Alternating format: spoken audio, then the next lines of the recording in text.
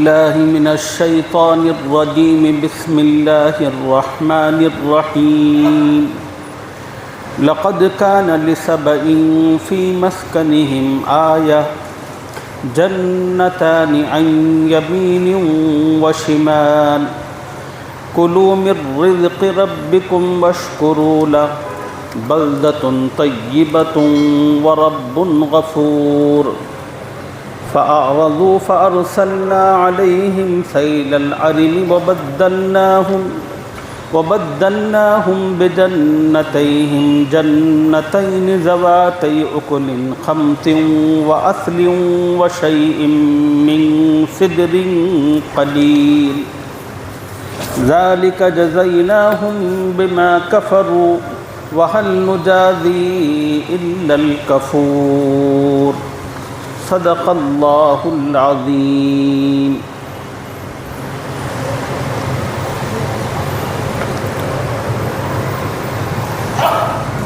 اللہ تعالیٰ کا شکر ادا کرتا ہوں کہ اس نے رمضان المبارک کے بعد ترتیب وار جو تفصیلی سلسلہ چل رہا تھا، اللہ تعالیٰ نے اس سلسلے کو پھر سے آپ حضرات کے سامنے جاری رکھنے کی مجھے اپنے کرم سے توفیق عطا فرمائی.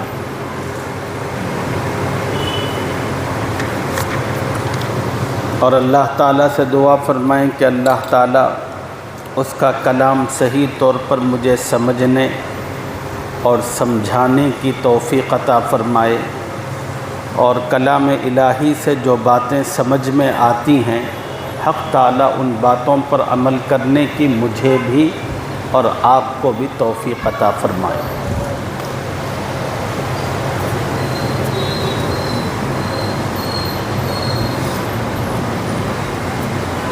ابھی میں نے آپ حضرات کے سامنے قرآن پاک کی جن آیتوں کی تلاوت کی ہے، ان آیتوں میں اللہ تعالیٰ نے قوم سبا کے حالات بیان فرمائے ہیں. قوم سبا کے حالات اللہ تعالیٰ ناشکر گزاروں کی نصیحت اور ان کی تنبیہ کے لیے ذکر فرمائے. نعمتوں کے سلسلے میں اللہ کا اصول یہ ہے کہ خدا کی جو نعمتیں ہوتی ہیں بندے اس کو استعمال کرتے ہیں، اور اللہ چاہتے ہیں کہ استعمال کر کے اس پر شکر ادا کریں. اور جو لوگ اللہ کی نعمتوں کو استعمال کر کے شکر ادا کرتے ہیں اللہ اس سے خوش ہوتے ہیں. اور اللہ نے قرآن میں فرمایا لئن شکرتم لأزیدنکم، اگر تم میری نعمتوں پر شکر کرو گے تو میں نعمت میں اضافہ کروں گا اور اس نعمت کو باقی بھی رکھوں گا. وَلَئِن كَفَرْتُمْ إِنَّ عَذَابِي لَشَدِيدٌ، میری نعمتوں کو پا کر ناشکری کرو گے تو یاد رکھو میرا عذاب بڑا سخت ہے. جس طرح اللہ نے نعمتیں دی ہیں، ناشکری پر اللہ تعالیٰ وہ ساری کی ساری نعمتیں اپنے بندوں سے چھین سکتے ہیں. قرآن مجید میں اللہ تعالیٰ نے یہ بنیادی بات بتا دی، اور اسی سلسلے میں قوم سبا کے حالات کو بطور عبرت و نصیحت کے ذکر فرمایا. سبا کیا ہے؟ بعض مفسرین نے فرمایا کہ ایک آدمی کا نام ہے جس کو اللہ نے 10 بیٹے عطا فرمائے تھے. اس کے 6 بیٹے ملک یمن میں رہتے تھے اور 4 بیٹے ملک شام میں آباد ہوئے تھے. پھر یہ شخص مشہور آدمی تھا اپنے وقت کا، تو اس کے دنیا سے گزرنے کے بعد اس کی قوم کا نام بھی اسی شخص کے نام پر پڑ گیا. اس آدمی کا نام سبا تھا تو قوم کا نام بھی سبا ہوا. پھر جس ملک میں اور جس جگہ وہ لوگ آباد رہتے تھے اس جگہ کا نام بھی اسی شخص کے نام سبا پر پڑ گیا. یہ جو ملک تھا سبا، جس کا ذکر اللہ نے قرآن کی ان آیتوں میں فرمایا ہے، پہاڑی اور ریتیلے علاقوں پر تھا۔ پہاڑی اور ریتیلے علاقوں پر رہنے کی وجہ سے یہاں پر کاشتکاری اس طرح نہیں ہوتی تھی جیسے ہونا چاہیے، اس لیے کہ وہاں پر جتنی بھی بارش ہوتی تھی وہ ساری کی ساری بارش جو پہاڑوں پر پڑتی تھی وہ ریت میں جذب ہو کر ختم ہو جاتی تھی۔ اس بستی کے لوگوں نے، اللہ نے کچھ عقل مند لوگ وہاں رکھے تھے، انہوں نے ایک پلان کیا۔ پلان یہ تھا کہ بارشوں کا پانی جو ریتی میں جذب ہو کر ختم ہو جاتا ہے، ہم اس پانی کو سیو کریں۔ وہ لوگ جس مقام پر رہتے تھے وہاں پر 2 پہاڑیاں تھیں، ان 2 پہاڑیوں کے درمیان ایک درہ تھا، تو انہوں نے اس درے کو بنایا اور تقریباً 150 فٹ لمبا اور 50 فٹ چوڑا بنا کر پہاڑوں سے اترنے والے پانی کو انہوں نے اس مقام پر سیو کرنے کا انتظام کیا، اور بھی اس کے علاوہ چھوٹی چھوٹی جگہوں پر انہوں نے بہت ساری جھیلیں، ڈیم وغیرہ بنا کر بارش کے پانی کو سیو کرنے کا انتظام کیا۔ اللہ تعالیٰ نے ان کی کوششوں میں کامیابی عطا کی اور بارش کا پانی سیو ہوا۔ جب پانی سیو ہو گیا تو پھر انہوں نے اپنی زمینوں پر اس پانی سے کاشتکاری کا نظام شروع کیا۔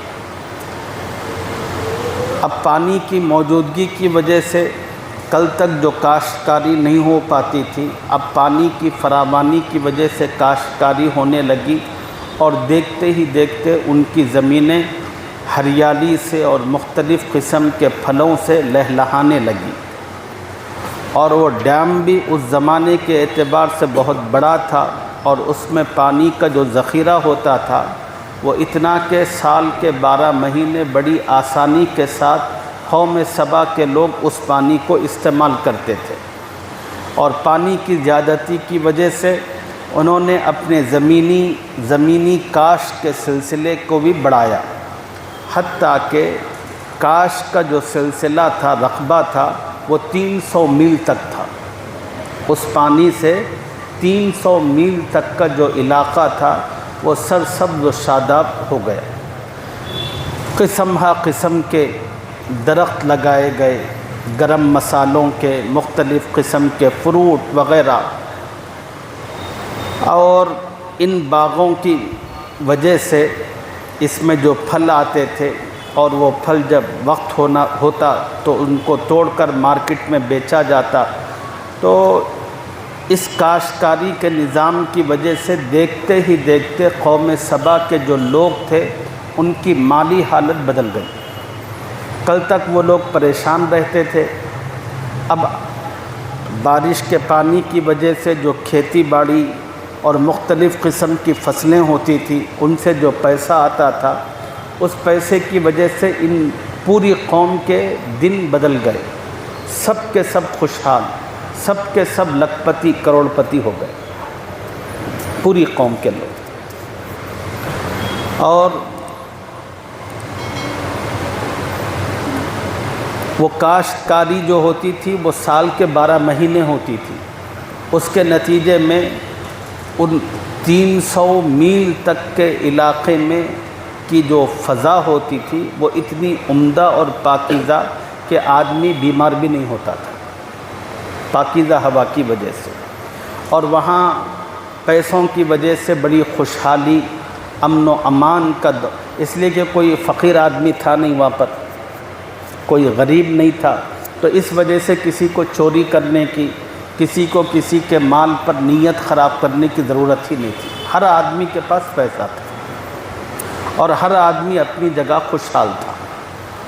اللہ تعالیٰ نے اس شہر کو ایک ماڈل کے طور پر بیان فرمایا، اسی کا ذکر ہے لقد کان لسبأ فی مسکنہم آیہ، بلا شبہ سبا والوں کے لیے ان کی بستی میں ہماری قدرت کی ایک نشانی تھی، یعنی دو باغ تھے، جنتان عن یمین و شمال، دائیں اور بائیں، درمیان میں راستہ تھا، ادھر بھی باغ ادھر بھی باغ، اور تا حد نظر جہاں تک جاتے جاؤ دونوں طرف درخت اور ان درختوں پر پھل۔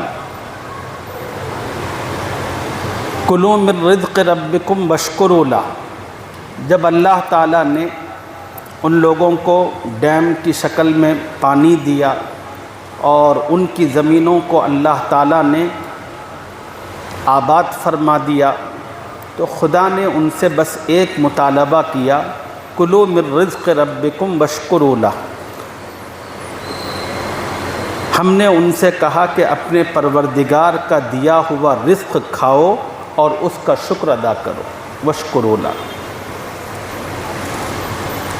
بلدۃ طیبۃ ورب غفور، کہ اللہ نے رہنے کو عمدہ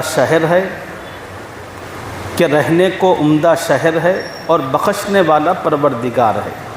جب اللہ نے تمہیں رہنے کے لیے بہترین شہر دیا، جس کی آب و ہوا بہترین، جہاں امن و امان کا دورہ ہے، اور سہولتوں کے اعتبار سے بھی اللہ تعالیٰ نے ہر قسم کی فراوانی دی، روزی دی، ہر قسم کے اسباب دیے، تو تمہارا کام بس ایک ہے کہ اللہ کا شکر ادا کرو۔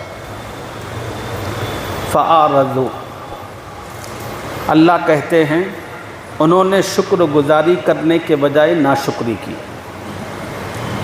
اللہ کی طرف جھکنے کے بجائے اللہ کے سامنے جھکنے سے انکار کیا۔ یہ انسان کی فطرت ہے، جب تک انسان کے پاس غربت یا تھوڑی سی تکلیف اور تنگی رہتی ہے، انسان خدا کی طرف متوجہ رہتا ہے۔ جب آدمی کے اندر تھوڑی سی خوشحالی آتی ہے، فراوانی ہوتی ہے، تو آدمی خدا کو بھول جاتا ہے۔ ہر زمانے میں یہی دستور رہا ہے۔ دنیا میں ایسے بہت کم لوگ ہوئے ہیں جو خوشحالی آنے کے بعد خدا کو نہ بھولتے ہوں اور اللہ کو یاد رکھتے ہوں، ایسے بہت کم لوگ ہیں۔ ہمارے اپنے معاشرے میں بھی دیکھیے آپ لوگ، جب تک غربت تھی تب تک کچھ بھی نہیں تھا، جب چار پیسے کسی کو آتے ہیں تو سب سے پہلے اس کے دل میں جو خواہش آتی ہے وہ خدا کی نافرمانی میں کیسے کروں۔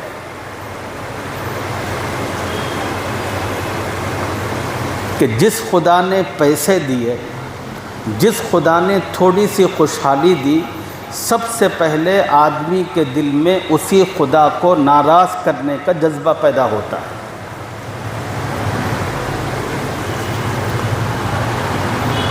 قوم سبا نے بھی یہی کیا۔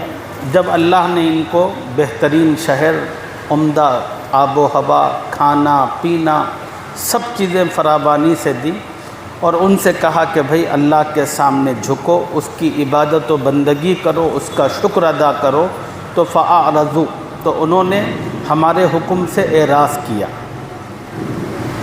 جب انہوں نے ناشکری کی تو پھر اللہ تعالیٰ نے ان کو اس کا انجام دکھایا۔ انجام کیا دکھایا؟ کہ جو ڈیم ان کی 300 میل پر پھیلی ہوئی زمینوں کو سیراب کرنے، اور جو ڈیم ان لوگوں کی خوشحالی کا سبب اور ذریعہ تھا، خدا نے اسی ڈیم کو ان کی تباہی اور بربادی کا سبب بنا دیا۔ بھئی یہ دنیا میں جتنی چیزیں ہیں یہ سب کے سب اللہ کی فرما بردار ہے۔ یہ بظاہر فیان جو ہوا دے رہا ہے، کب تک؟ جب تک اللہ چاہیں گے ہوا دے گا، جب چاہیں گے خدا اسی فیان کو اکھاڑ کر سروں پر ڈال دیں گے۔ کچھ بھی کر سکتے ہیں ہم۔ اس قوم کی خوشحالی کا جو ڈیم سبب اور ذریعہ تھا، خدا نے اسی ڈیم کو ان کی تباہی اور بربادی کا سبب بنایا۔ وہ کیسے؟ مفسرین نے اس کی تفصیل بیان فرمائی ہے پانی کثرت سے رہنے کی وجہ سے اس ڈیم کے اندر بعض جگہ ہریالی پیدا ہوئی تھی۔ اللہ نے بڑے بڑے چوہے چھوڑ دیے، وہ چوہے اس ہریالی کو کھاتے رہے، کھاتے کھاتے کھاتے کھاتے ایک طویل وقت گزرنے کے بعد، ایسا نہیں کہ آج انہوں نے ڈیم بنایا کر اللہ نے عذاب نازل کیا۔ اللہ تعالیٰ کسی بھی قوم کو سنبھلنے کے لیے بھرپور وقت موقع دیتے ہیں۔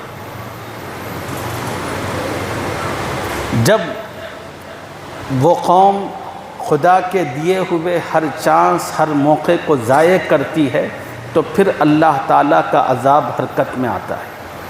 تو اللہ تعالیٰ نے ان چوہوں کے ذریعے سے جو اس گھاس کو اگتی تھی کھاتے تھے، کھاتے کھاتے اس دیوار کو پوخل کرا دیا۔ جب وہ دیوار پوخل ہو گئی تو پھر ایک سال بارش زیادہ ہوئی، زیادہ ہونے کی وجہ سے ڈیم میں پانی آیا اور وہ دیوار پوخل ہو چکی تھی، تو پانی کی زیادتی اور پریشر کی وجہ سے تھوڑا سا سوراخ پڑا۔ سوراخ جب تھوڑا سا پڑا تو پوری پریشر کے ساتھ پانی نکلا سوراخ کے اندر سے، تو اس کے نتیجے میں وہ سوراخ اور بڑھ گیا۔ تو پھر یہی ڈیم کا پانی جس کو وہ بچا کر رکھتے تھے، وہ سارا کا سارا پانی اس سوراخ کے راستے سے پورے پریشر کے ساتھ نکل کر باہر آیا۔ تو اسی پانی نے ان کی پوری 300 میل پر محیط زمین پر جو زراعت تھی اس سب کو ڈبو کر غرق کر دیا۔ اس کا نتیجہ یہ ہوا کہ چند گھنٹے پہلے تک وہ اپنی جس ہریالی پر، جن باغوں پر، جن درختوں پر اور اپنی جس خوشحالی پر اتراتے تھے اور تکبر کرتے تھے، اللہ تعالیٰ نے ان کی پوری فصل اجاڑ کر رکھ دی۔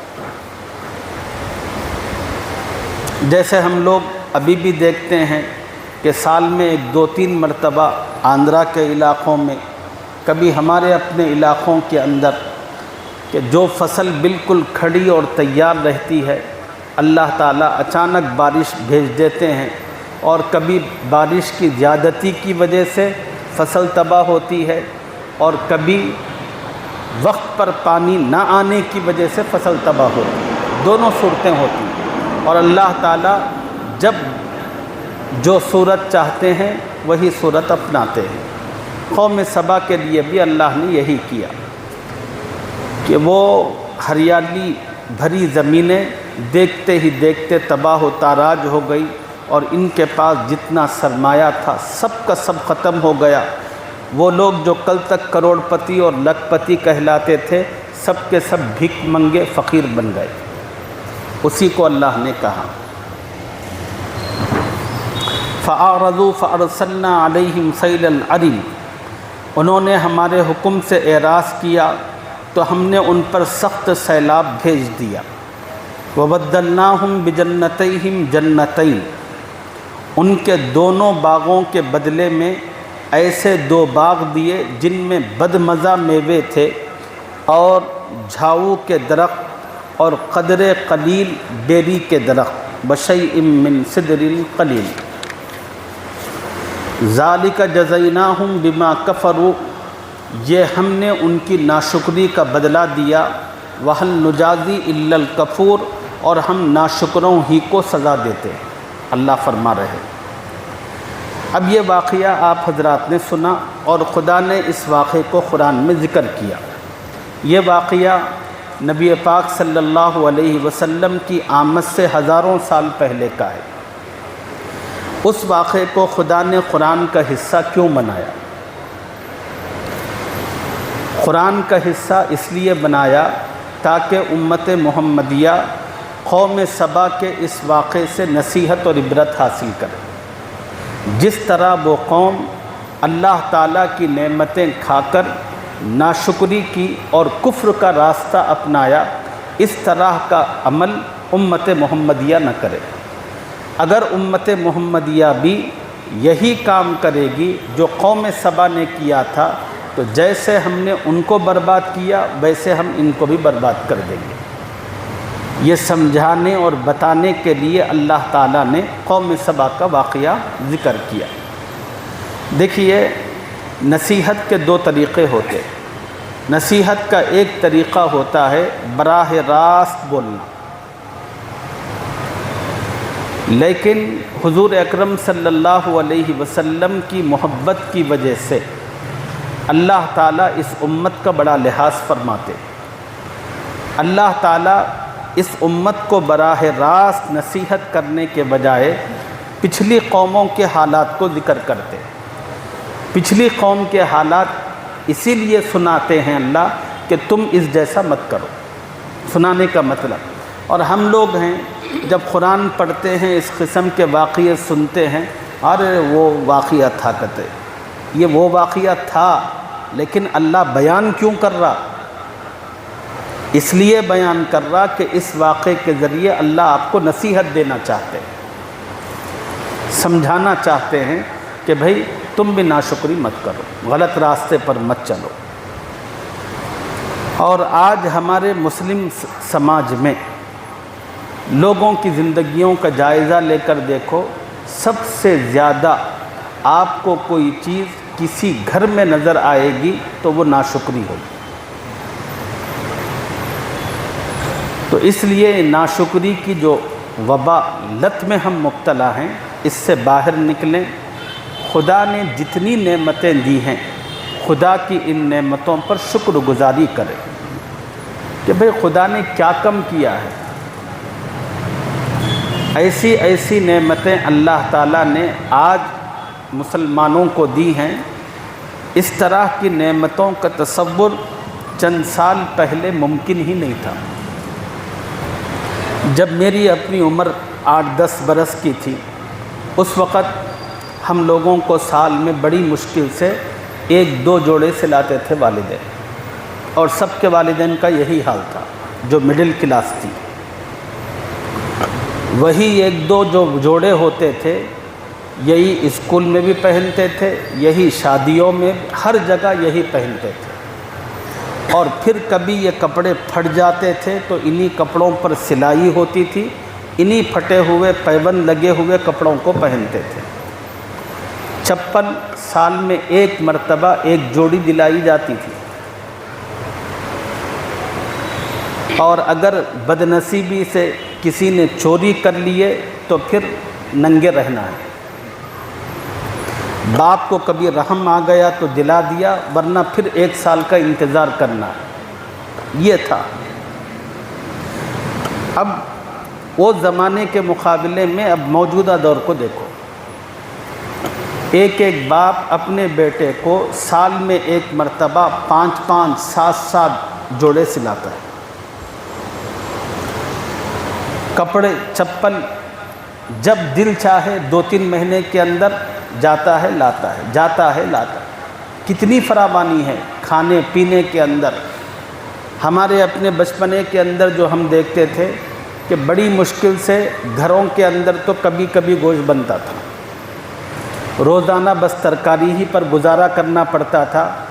گھر میں اگر رشتہ دار آتے تھے تو بس انہی کے حد تک موافق تھوڑا سا گوشت آتا تھا، اتپو۔ اور ماں باپ سخت تنبیہ کرتے تھے کہ وہ دسترخوان پہ بیٹھنا ہی نہیں۔ آج کا حال کلوؤں کا گوشت ہے ہر گھر میں۔ اس دور کے اندر بگارہ کھانا سال میں 1-2-3 مرتبہ کبھی بنایا جاتا تھا، آج ہر ٹائم بگارہ کھانا ہے، ہر دن۔ اتنی فراوانی ہے اللہ کی نعمتوں کی کہ میں بیان نہیں کر سکتا۔ کھانے میں لے لیجئے، پہننے میں لے لیجئے، ہر چیز میں فراوانی ہی فراوانی ہے۔ لیکن اتنی فراوانی کے باوجود کوئی بھی شخص آج اللہ کا شکر ادا کرنے کے لیے تیار نہیں ہے۔ پوچھئے کہ صاحب کیا حال ہے، وہ کہتا ہے کہ نہیں بڑا پریشان ہوں۔ موجودہ دور کے اندر لوگ خواہشات کے نہ ہونے پر اللہ کی ناشکری کر رہے ہیں۔